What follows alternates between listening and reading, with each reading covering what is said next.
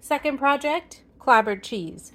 I have 2, 4, 6, 7-ish, 8. I have 8 liters of milk in here, milk and cream. Some of it clabbered itself in the fridge, so it's already got that in here, but I'm bringing it up to temperature. And when I started, it was 15 degrees. So you can see that there. And when I put the thermostat in, it is now almost 30 degrees. We want it up to 30.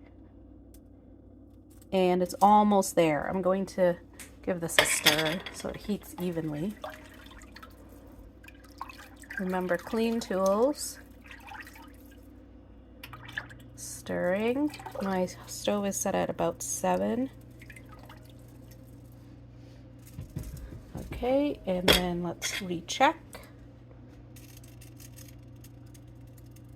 And I'm going to shut it off at 30 because I don't want it to go over that. Yep, and it is there.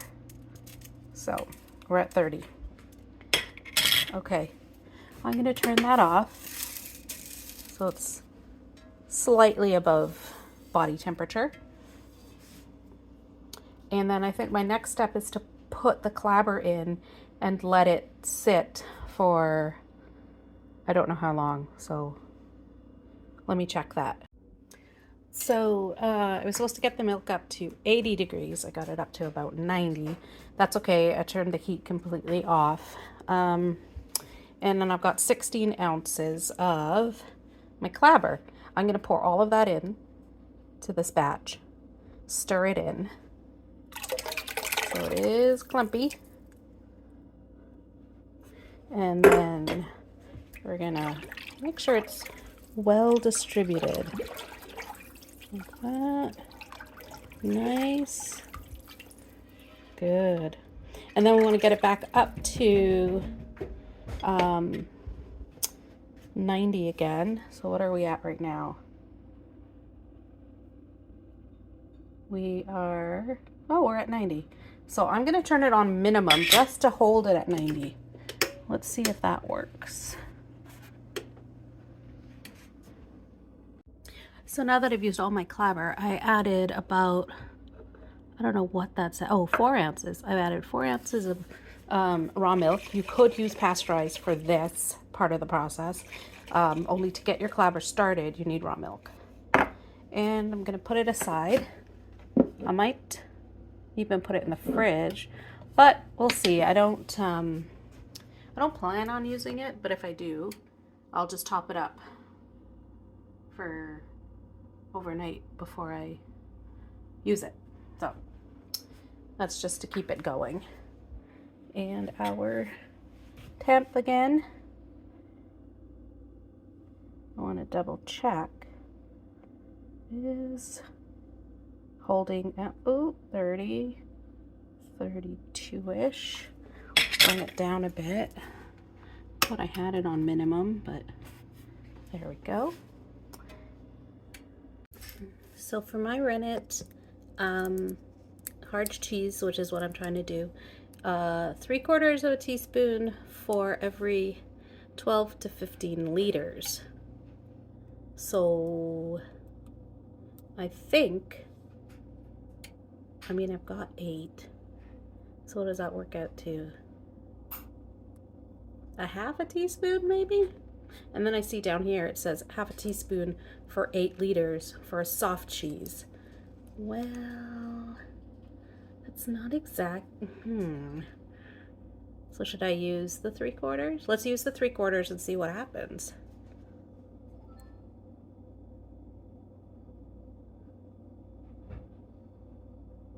Oh, and I'll be adding my calcium chloride first.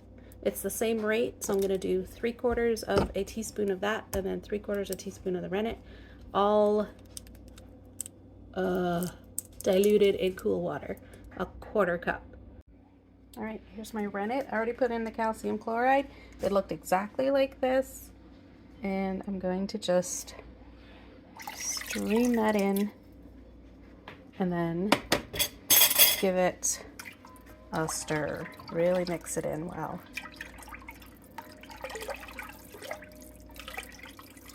Okay, so you want it really uniformly mixed.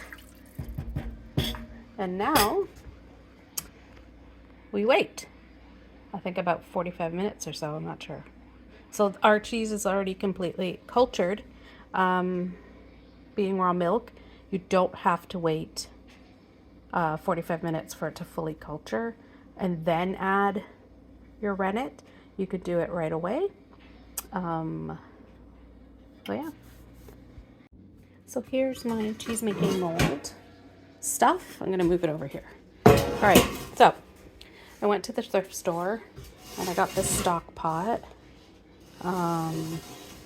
And then I found a pasta strainer that fit nicely in here. You can see that. And there was an Instapot liner that I got as well. And that fit nicely inside the pasta strainer. So that is going to be where I put my weight to weight down the cheese. The cheesecloth goes in here. Now, my cheesecloth is outside on the line, but I also found, while I was tidying up, this bag, and it's been washed. Let's put that away. Okay, this bag, and it's like a satchel. See that? A nice satchel. And the bottom is round, and let me show you. It fits, oops, sorry. It fits perfectly in my, hang on. Right, so it fits perfectly in my, the pasta strainer. And it's a cotton, fairly tight-ish, loose, medium woven, I guess. Medium woven fabric, so it's perfect for cheese. And then if ever I need to hang the cheese, I can use the strap to do so, right? So that's what I'm up to. So this has been washed already. I'm going to give these guys a clean and then bring you back in 40 minutes to see if we get a clean break on our cheese. Okay, I said I'd be back in 45 minutes. I'm back in under 3 minutes. It's 37 minutes to go. I put this in and immediately, look at that. It's actually jiggling. So it's already setting up. So let's just leave that, not mess with it. Tidy up a little bit, wash my pots and things, pots and pans, and then I'll bring you back. I'm so excited. Okay, so it's been the additional 10 minutes, and I'm just trying to stabilize my tripod without burning it, but anyways. So here, let's just double check that temp since I turned off the stove 10 minutes ago, and it is 32 and a bit, maybe 33. It never answer me. I just have to. Sorry about that. So it was reading about 90 degrees. So that's exactly where we want it. My hands are wet. I just washed them. And so now we're going to check for a clean break. This is a lot of whey because I did put in a lot of milk and some milk with the cream removed that I'm going to make my butter with. So now we check for clean break. I'm going to put my hand in. You know what? This will probably be easier with a spatula. Put my hand in and look at that. A nice clean break. Okay. So now what I have to do is break up the curds into smaller bits, and you can use your hand, you can use a whisk, but I'm just going to break it up by hand. The temperature near the bottom is hotter obviously than the top, so see how this is firmer, squishier, stick together than the top. And that's why we want to break it up and constantly stir for the next 20 minutes. So that's what I'm going to do until they get to little bits, and then let it rest for another half hour. So while I'm stirring, I want you to see this. These are the broken up curds. That's great. So while you're stirring, what you want to be doing is you're finding these ones that are more like a silken look, silken tofu, and you want to squish them or roll them and mush them, and then put your hand back in and see if you can find more, and break it apart, because that's going to help release more whey, and it's also going to give you a nice firm cheese. It's been almost 10 minutes so far, so I'm going to keep doing this for another 10, and then we leave it alone for half an hour and let it rest so that all the curds fall to the bottom, and then we're ready to proceed to the next step.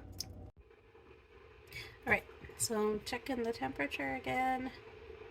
This has been sitting here for 20 to 30 minutes, and it is still up to 90 or 30, 90 something, 92 or 34 degrees, something like that. That's ideal. What I'm gonna do now is wash the curd. So I'm just gonna wash my hands. I'm boiling some water. And then we're going to add that water a little bit at a time until the temperature gets up to 101 degrees Fahrenheit. And let me see, that would be just under 40 degrees Celsius, so maybe 38 ish. So yeah, this is called washing the curd or washing the cheese. So here we go. I'm putting in about half a cup to a cup at a time, and we're gonna watch this go up slowly. We want it up to about 101, and right now we're still hovering at the 90 mark, and this is boiling water, so be careful not to burn yourself. No more cold spots. You want to mix it in really well. And I think we're there. We're at about 100. Just shy. Let's put a little bit more in.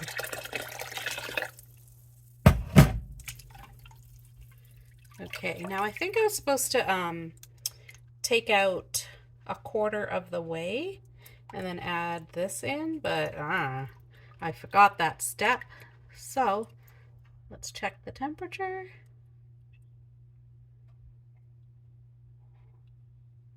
What are you at? Just under. So add a little bit more. So it's about maybe 3 or 4 cups in total. Yep, and we are there.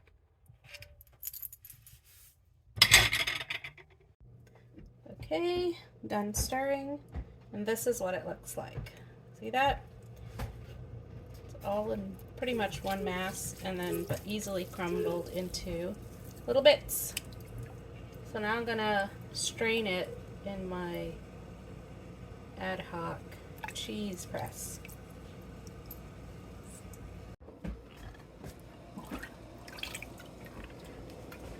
Just gonna pour it in.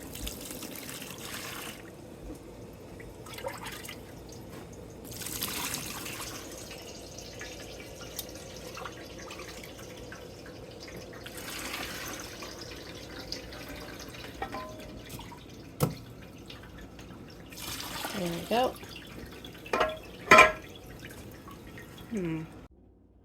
So there we have it. All the curd, and I ended up with 8 liters of whey, and I still have a tiny bit in here. I'm gonna just dump that, and I'm gonna put on the equivalent of 7.5 pounds of weight on top of this. So you're gonna get the bag closed. There you go. Get the bag closed. And then lift. And have it pressed down. And every hour or so, I'm gonna come back and flip the cheese so that it's evenly pressed. Okay. Well, now it's time to do the brining. So what I've got here is about 16 3/4 cup of water, 2 1/4 pounds of salt, a tablespoon of calcium chloride, and a teaspoon of vinegar. And I stirred it all in. And basically you want it to the point where you've got salt in there and until the water can't absorb or dilute any more of the salt. So you'll have a few grains, like I can feel a few bits at the bottom, and that's perfect salt solution. And then I'm going to take my cheese out of the basket, the draining basket. Oh dear, having trouble. I didn't think I needed the tripod for this, but I didn't think it through because I do have to take it out of the cloth. So I'll be right back. Let me take it out of the cloth. So here it is. It's not perfect, obviously. It did sit overnight because I forgot about it. So we ended up with this like very highly pressurized middle and not so much on the ring around it, the rim. And these little pieces fell off. So I'm going to try this and see what it tastes like because it smells like cheese. And it just tastes like, it's got a slight flavor to it. It's not very noticeable until you chew for a couple of seconds. It just smells like really good cheese. It's appealing. So that's the bottom, or rather that was the top or whatever. And it's all lumpy bumpy because it's not perfect, because I'm not using like perfect cheese making tools. So what I'm going to do now is pop it into the brine. So here we go. I'm going to put this in. It should float. It's floating because of how much salt we put in. And then because there's a bit of a divot here, I am going to, you're supposed to salt the top, but there's liquid at the top. So let me, try to put it in gently so that I don't get the, oh well, I'm getting the liquid at the top. So I'm going to leave that actually. That's going to soak into the cheese, but you're supposed to sprinkle some extra salt on top if it was a smooth top.